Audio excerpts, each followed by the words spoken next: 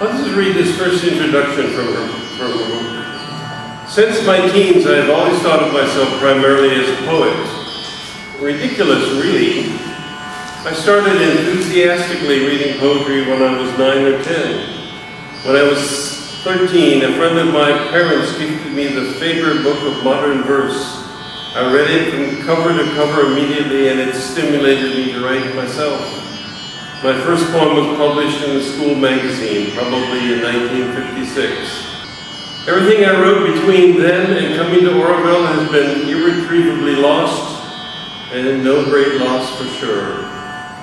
The best of what has been written since is gathered along with the first poem in this collection.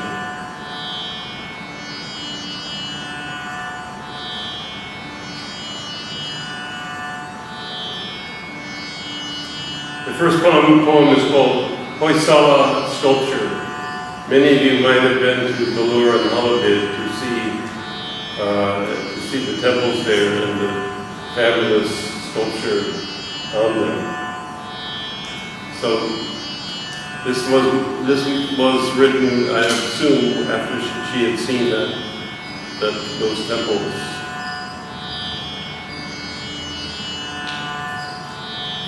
This timeless dancer, decked only in jewels, leans across 8 centuries to bless us with her rhythms of perfection.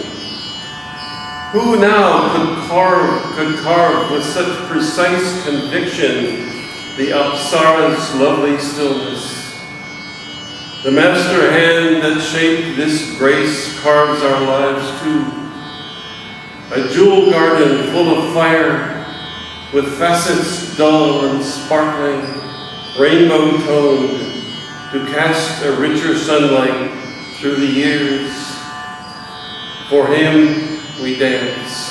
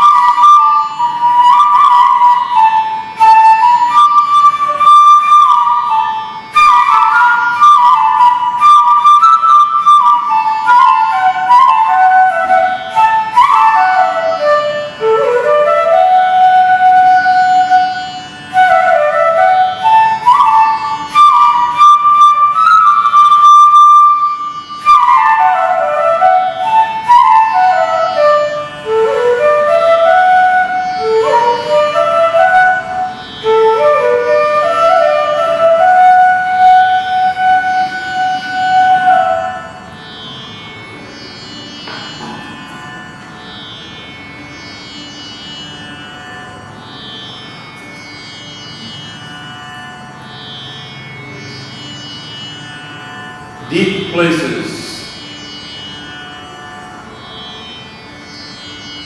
I'm in no mood for mountains, too near down pressing sky, too barren or bright or unmysteried they lie. So, climbing to a bald white peak, I stopped knee-deep in grass and flowers. Better by far the lower forests, where water gurgles out of sight and calling, chuckling birds unseen flit from green to deeper green. There suddenly a single bloom strikes to the heart's enchanted depths with its clear belled note of deep blue. Or let me swim, far from all shallows, in the still waters where the kraken sleeps, where whales slide singing through the shadowy deeps. There let me dive and drown all littleness and all fatigue. But best of all, in deep embracing interstellar spaces, beyond the sky lid, free of every limit, to float forever marveling through endless symphonies of stars.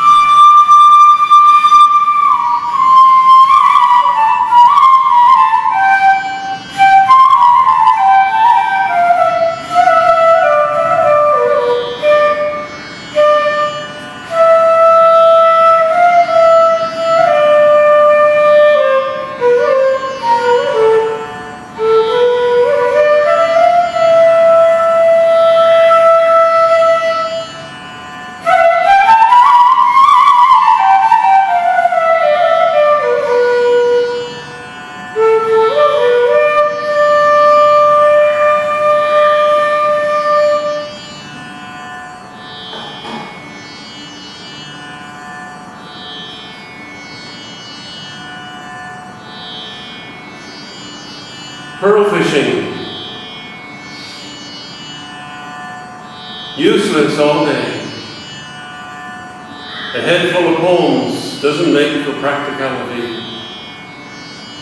Useless all day, a head full of poems doesn't make for practicality.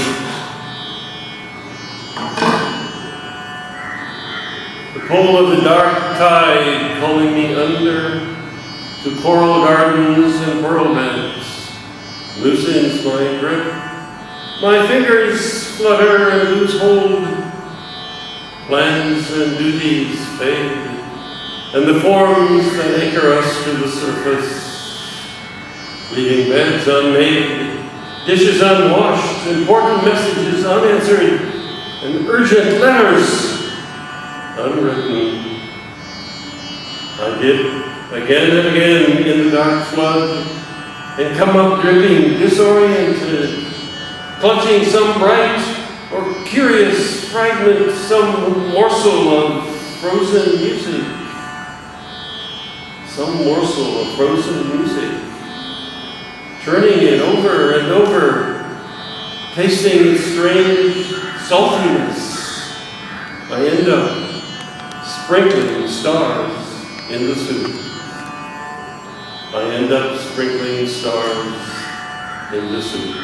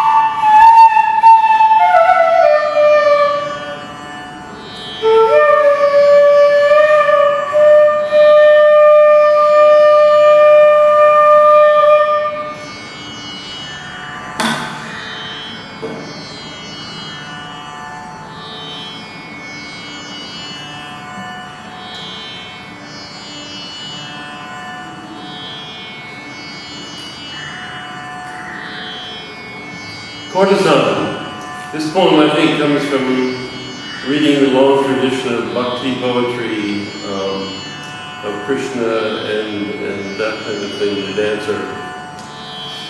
Courtesan.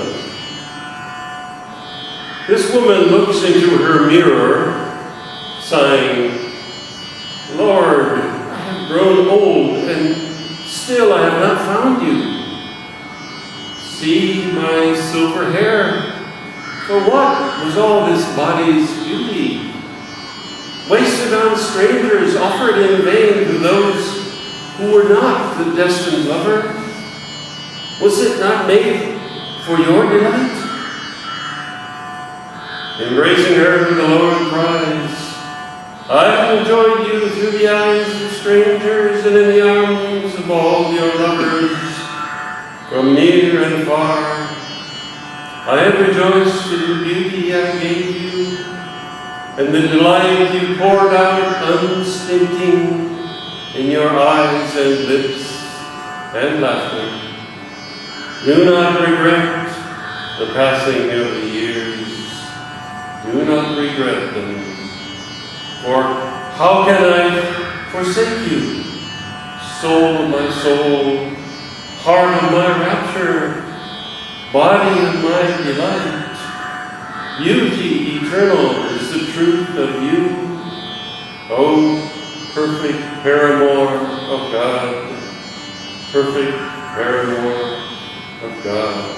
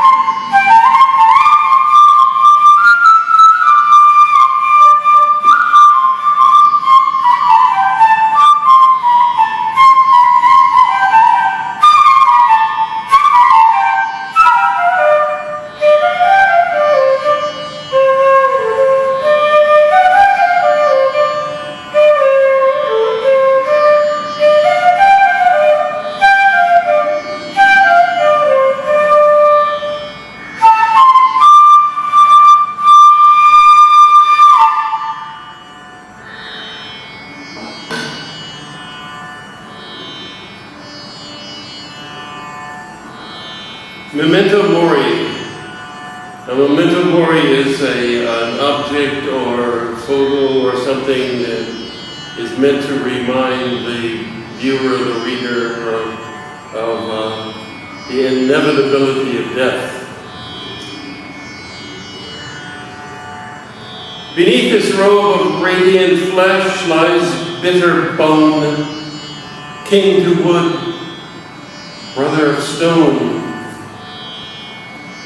And when this shining flesh will die, the bone within dark earth must lie. Within the bone there lies a dream, and underneath this cloak of earth, the bones of yearning rock lie dreaming of a truer birth. Beneath the skin of mortal fact, the core of all created things already burns with perfect light, where earth and rock and flesh all lie, wrapped in a glory that can never die. And even bone is radiant with an everlasting ecstasy. Even bone is radiant with an everlasting ecstasy.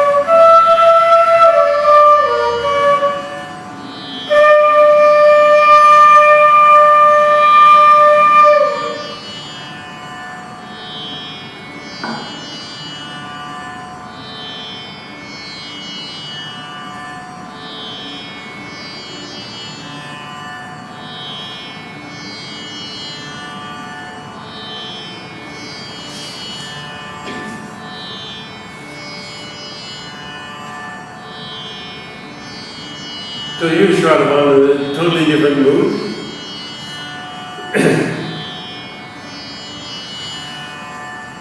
It's a poem called Bouleversé, which actually I was going to look at the French translation. Anyone know what Bouleversé is? Upside down, I think? Something like that? Anyway, yes? Am I pronouncing it right? Bouleversé? In summer heat, here I sit on the flat earth under an uncolored bowl of sky. In summer heat, and here I sit on the flat earth under an uncolored bowl of sky. Suddenly, you know those toys?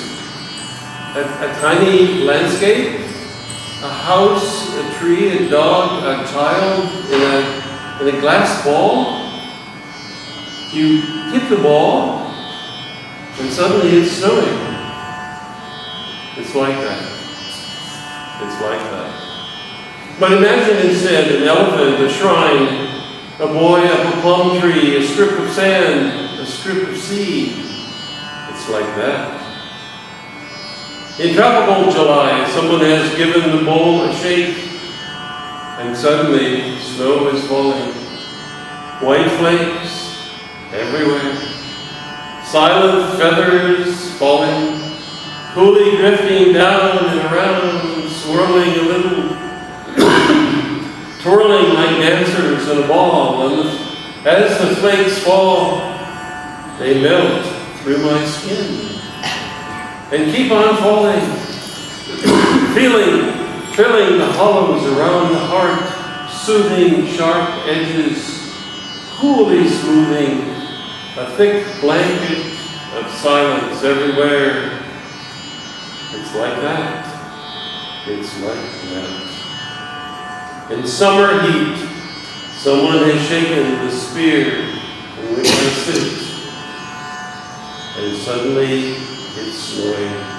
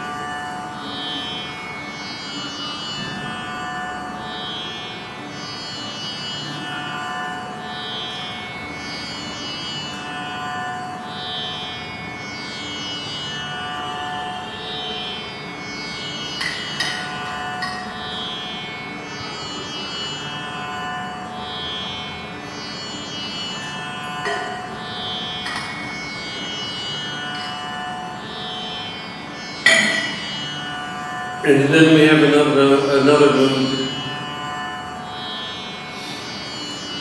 What struck me in reading through these poems is that even when she's in a mood that is, shall we say, dark, the ending of the poem always transforms that mood into something lighter and uplifting. Utter blackness.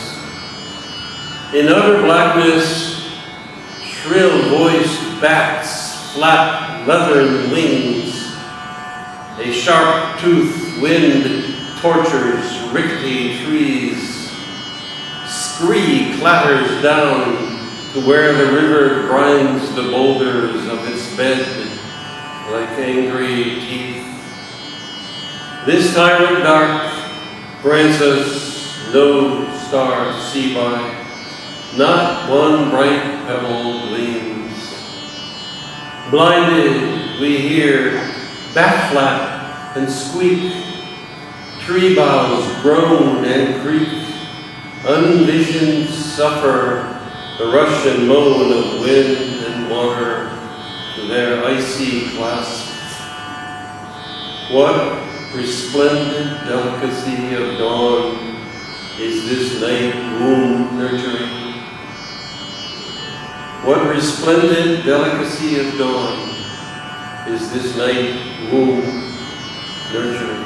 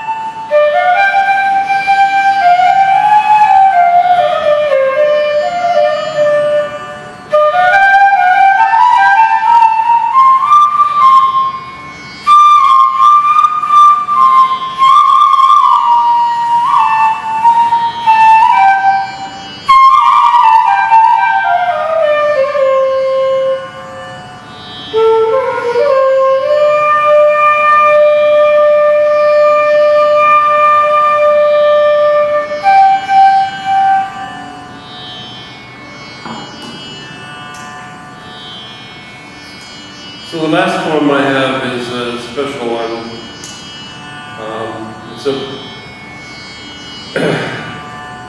It's called Away from Words, and it was written for the 90th birthday of Amal Kiran, the beloved poet, who was Shraddhavan's mentor in all things poetry and Shraddhavan, I think, as well. And because of her connection to him, I also was able to have to go to see him and talk about all these things. So at 90th, he had written, I don't know how many poems he had written, but he was basically, Shraddhavan said he was his best poem writing disciple. But at 90, he was no longer writing. So she wrote this poem to him.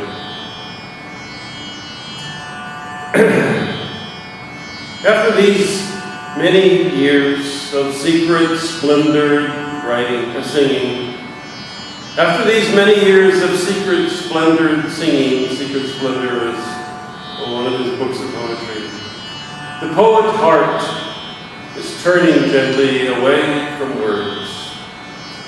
The inner ear is listening for new chords, other tunes, leaning ever more intently to the remote, sweet hum, the mother of all universes croons, cradling her burgeoning offspring worlds.